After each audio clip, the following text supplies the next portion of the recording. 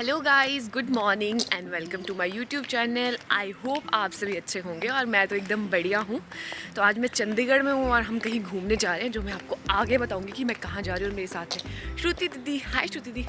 हाय। चल ठीक है, ऐसे सज के बाय। और ये है सेलिब्स की बिल्डिंग। मैं भी रहूँगी दीदी एक दिन इस बिल्डिंग में। इनके तो ज़्यादा अच्छे हैं। गंदी से उंगलियां दिख रही मेरे ये जो देखिए, यहाँ से मेरे आगे का सफ़र शुरू होता है। अरे हाँ, मैं आपको बता रही हूँ कि मैं कहाँ जा रही हूँ। मैं जा रही थी पंजाब के डिस्ट्रिक्ट रोपड़ का एक आनंदपुर शहर है। मैं बस वहीं के लिए आज रवाना हुई थी। गूगल मैप के नॉलेज के अकॉर्डिंग वो यहाँ से 83 किलोमीटर की दूरी पे था और बस में सफ़र करते करते हमें 1.5 घंटा लगने वाला था। तो हम निकल पड़े थे। रास्ते में जाते जाते मुझे ऐसे सीधे सीधे म्यूजिक वीडियोस वाले खेत दिखाई दे रहे थे और मैं तो इनको देख के इतनी खुश हो रही थी। मैं ठहरी पहाड़ी लड़की और मैंने तो ये सीधे खेत पहली बार देखे थे। म्यूजिक वीडियोस में देख रखे थे बट ऐसे मैंने पहली बार देखी थी, तो मैं तो बहुत खुश थी इसको देख के। और मेरी गूगल नॉलेज के अकॉर्डिंग वहाँ पर 10 गुरुद्वारे हैं। तो मैं कितने एक्सप्लोर कर पाती हूँ ये तो आगे जाकर ही आपको बता पाऊंगी। अनंतपुर के बस स्टैंड पर उतरने के बाद हमने किसी से पूछा कि गुरुद्वारे के लिए रास्ता कहाँ से है, तो बस हम निकल पड़े थे पैदल ही। वैसे उन्होंने हमें कहा था कि ऑटो में जाना, बट हमने सोचा कि किसी जगह को आए हैं तो हमें एक्सप्लोर करना चाहिए, चीज़ें देख लेनी चाहिए।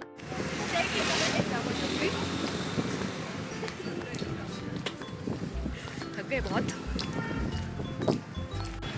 ये हम आए हैं अनंतपुर साहिब के गुरुद्वारा। अभी जस्ट हमने एंट्री की है भाई। जैसा कि आपको मैंने पहले भी बताया था कि अनंतपुर साहिब में 10 गुरुद्वारे हैं। अब जैसे ही हमने एंटर किया, हम सबसे पहले यही देख रहे थे कि ये कौन से वाला गुरुद्वारा है, और ये था श्री केसगढ़ साहिब का गुरुद्वारा, जो कि काफ़ी फेमस है और सिख धर्म के जो 5 तख्त हैं उनमें से ये तीसरा है और सिख धर्म के लिए उनके पवित्र स्थानों में से एक भी था। और ये गुरुद्वारा इतना बड़ा था, मैं जहाँ से देख रही थी और जहाँ तक देख रही थी ना, मुझे ये गुरुद्वारा ही गुरुद्वारा दिखाई दे रहा था।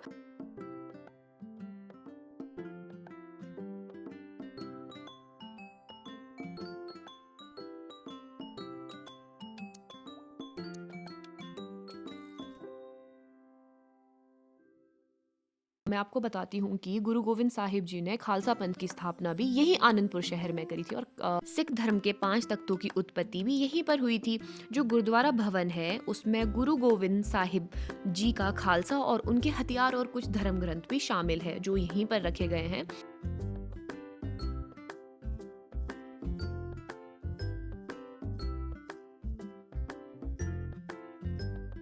यहाँ जाने के बाद अब हम आगे कहाँ जा रहे हैं? हम जा रहे हैं विरासत खालसा।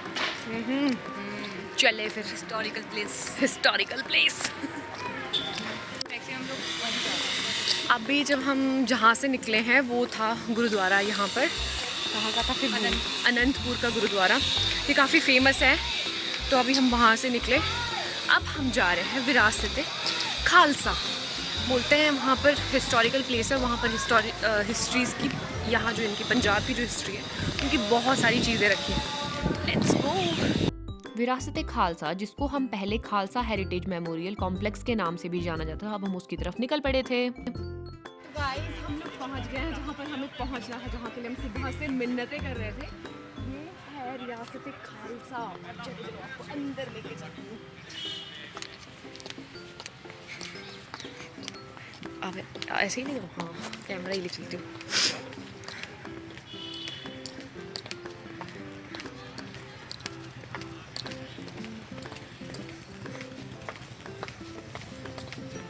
कैमरा अलाउड है कि नहीं है? पर हमारा सिक्योरिटी चेक हुआ और उसके बाद हमें अंदर भेज दिया गया। तो इसमें एंट्री होने के बाद अभी भी हम एंट्री गेट पे हैं, तो मैं आपको दिखाती हूँ आगे आगे क्या होता है। चलो मैं आपको बताती हूँ कि विरासत खालसा में अंदर क्या खास चीज़ है। मैं आपको बताऊँ कि पंजाब की हिस्ट्री की 500 साल वर्ष पुरानी चीज़ें भी अंदर इस म्यूजियम में रखी गई थी, जिसको देखने के लिए मैं तो सच में बहुत एक्साइटेड हो रही थी। और मैं आपको दिखाती हूँ कितना ही ब्यूटीफुल प्लेस है ये। यहाँ पे देखो, आप देख सकते हो दूर दूर तक जाते जाते जहाँ तक नज़र जा रही है वहाँ तक बहुत ही ब्यूटीफुल सा प्लेस है ये।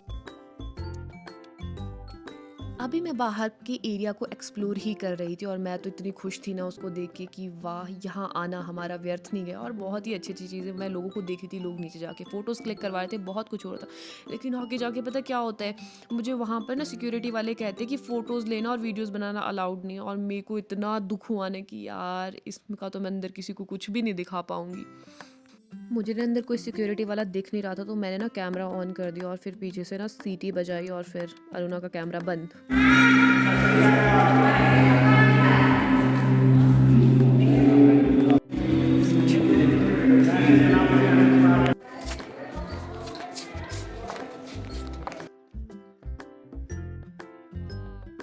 अंदर का माहौल मुझे सच में बहुत प्यारा लग रहा था। अगर कोई आए ना तो मुझे ऐसा लगता है कि वो 2-3 घंटे तो अंदर आराम से स्पेंड कर सकता है, क्योंकि बहुत कुछ है अंदर देखने को और हमने भी बहुत टाइम अंदर ही लगा दिया था। मुझे तो सच में बहुत अच्छा लगा अंदर जाकर।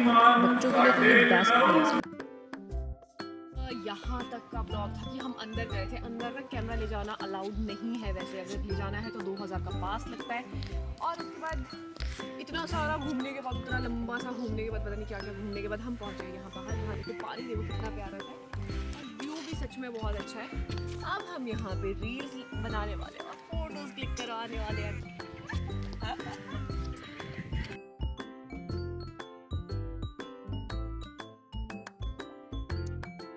इतना घूमने के बाद, हम फ़ोटोज़ वीडियोज़ क्लिक करवाने के बाद हमें पता चला कि अब शाम के 5 बज गए हैं। तो एक सिक्योरिटी गार्ड ने आकर हमको कहा कि अब आपको बाहर जाना पड़ेगा, अब ये टाइम ख़त्म हो गया है।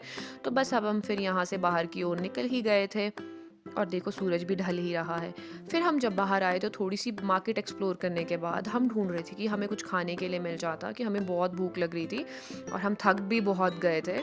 मुझे वहाँ पर सब कुछ अच्छा ही लगा, बस एक चीज़ को छोड़ के। वहाँ पर ना पंजाबी लैंग्वेज ही लिखी होती है, ना इंग्लिश ना हिंदी, बहुत ही रेयरली आपको मिलेगा, इसलिए हमें चीज़ें ढूंढने में बहुत मुश्किल हो रहा था। इसी तरह से हमने छोले भटूरे खाए और हम निकल गए थे घर की ओर। अब मैं इस वीडियो को यहीं ख़त्म करती हूँ।